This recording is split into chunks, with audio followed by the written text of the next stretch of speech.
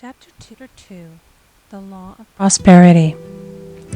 Yea, the Almighty shall be thy defense, and thou shalt have plenty of silver. One of the greatest messages given to the race through the Scriptures is that God is man's supply, and that man can release through his spoken word all that belongs to him by divine right. He must, however, have perfect faith in his spoken word. Isaiah said, "My word shall not return unto me void, but shall accomplish that whereunto it is sent." We know now that words and thoughts are a tremendous vibratory force, ever molding man's body and affairs. A woman came to me in great distress and said she was to be sued on the 15th of the month for $3,000. She knew no way of getting the money and was in despair. I told her that God was her supply, and that there is a supply for every demand. So I spoke the word. I gave thanks that the woman would receive $3,000 at the right time in the right way. I told her she must have perfect faith and act her perfect faith. The 15th came, but no money had materialized. She called me on the phone and asked what she was to do. I replied, "It is Saturday, so they won't sue you today. Your part is to act rich, thereby showing perfect faith that you will receive it by Monday." She asked me to lunch with her to keep her courage. When I joined her at a restaurant, I said, "This is no time to economize. Order an expensive luncheon and act as if you have already received the $3,000. All things whatsoever ye ask in prayer, believing ye shall receive."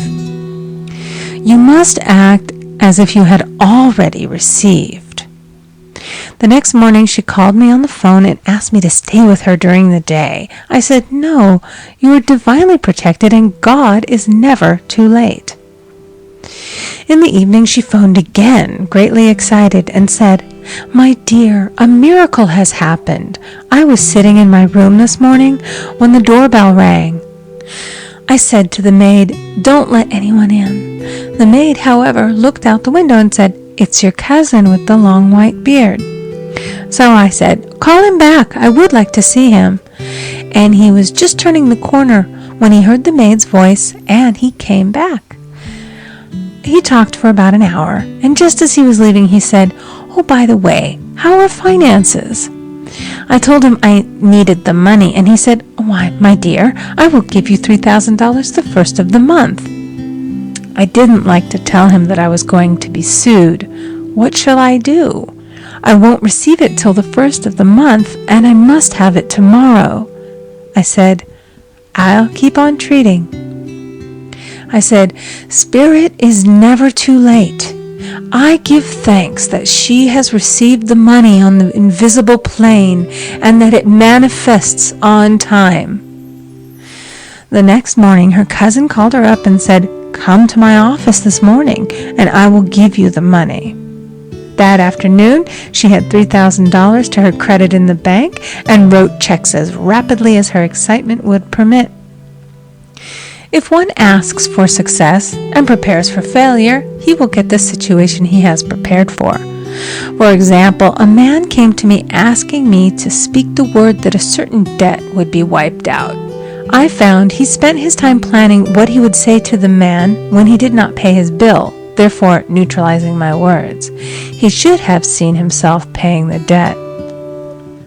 We have a wonderful illustration of this in the Bible, relating to the 3 kings who were in the desert, without water for their men and horses. They consulted the prophet Elisha, who gave them this astonishing message. "Thus saith the Lord, Ye shall not see wind, neither shall ye see rain, yet make this valley full of ditches." Man must prepare for the thing he has asked for when there isn't the slightest sign of it in sight. For example, a woman found it necessary to look for an apartment during the year when there was a great shortage of apartments in New York. It was considered almost an impossibility, and her friends were sorry for her and said, "Isn't it too bad? You'll have to store your furniture and live in a hotel." She replied, "You needn't feel sorry for me. I'm a Superman, and I'll get an apartment." She spoke the words, "Infinite Spirit, open the way for the right apartment." She knew there was a supply for every demand, and that she was unconditioned, working on the spiritual plane, and that one with God is a majority.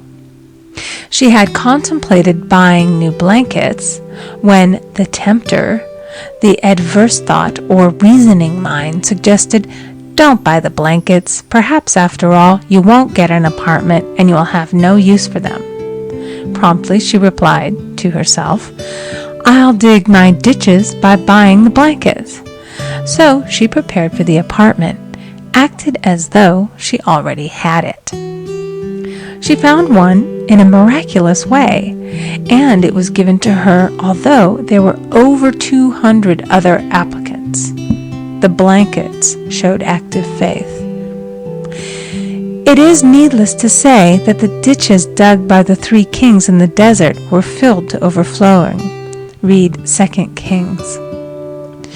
Getting into the spiritual swing of things is no easy matter for the average person. The adverse thoughts of doubt and fear surge from the subconscious. They are the army of the aliens, which must be put to flight. This explains why it is so often darkest before the dawn. A big demonstration is usually preceded by tormenting thoughts. Having made a statement of high spiritual truth, one challenges the old beliefs in the subconscious, and error is exposed to be put out. This is the time when one must make his affirmations of truth repeatedly, and rejoice and give thanks that he has already received. "Before ye call, I shall answer." This means that every good and perfect gift is already man's, awaiting his recognition. Man can only receive what he sees himself receiving. The children of Israel were told that they could have all the land they could see. This is true of every man. He has only the land within his own mental vision. Every great work, every big accomplishment has been brought into manifestation through holding to the vision, and often just before the big achievement comes apparent failure and discouragement. The children of Israel, when they reached the promised land, were afraid to go in, for they said it was filled with giants who made them feel like grasshoppers. And there we saw the giants, and we were in our own sight as grasshoppers. This is almost every man's experience. However, the one who knows spiritual law is undisturbed by appearance and rejoices while he is yet in captivity.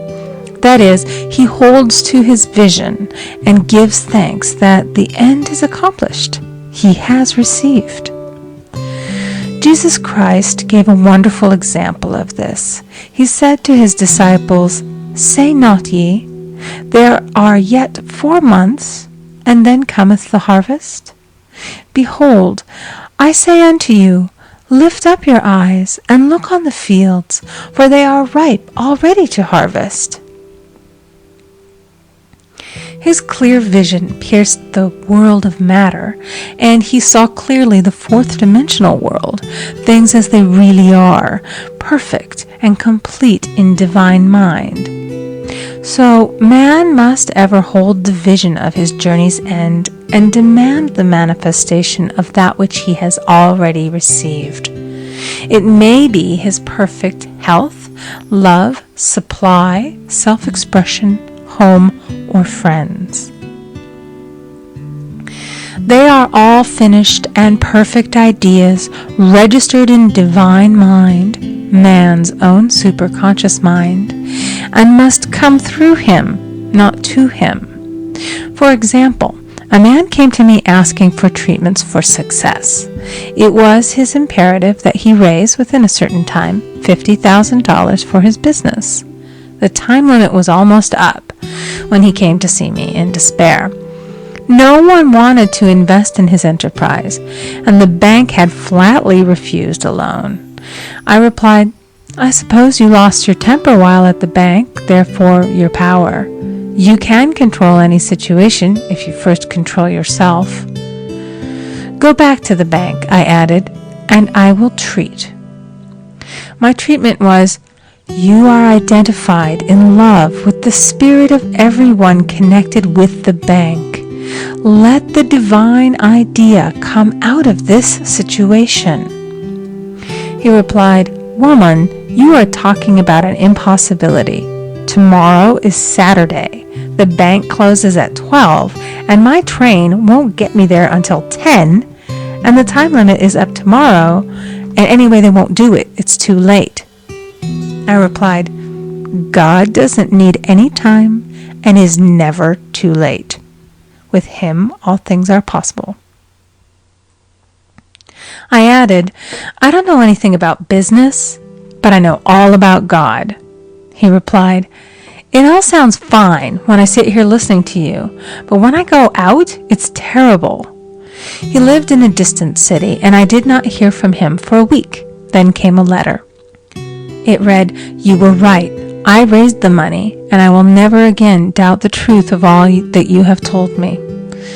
I saw him a few weeks later, and I said, "What happened? You evidently had plenty of time after all."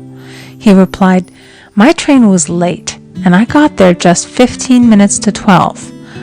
I walked into the bank quietly, and I said, 'I have come for the loan,' and they gave it to me without a question." It was the last 15 minutes of the time allotted to him, and Infinite Spirit was not too late. In this instance, the man could never have demonstrated alone. He needed someone to help him hold the vision. This is what one man can do for another. Jesus Christ knew the truth of this when he said, "If two of you shall agree on earth as touching anything that they shall ask, it shall be done for them of my Father which is in heaven."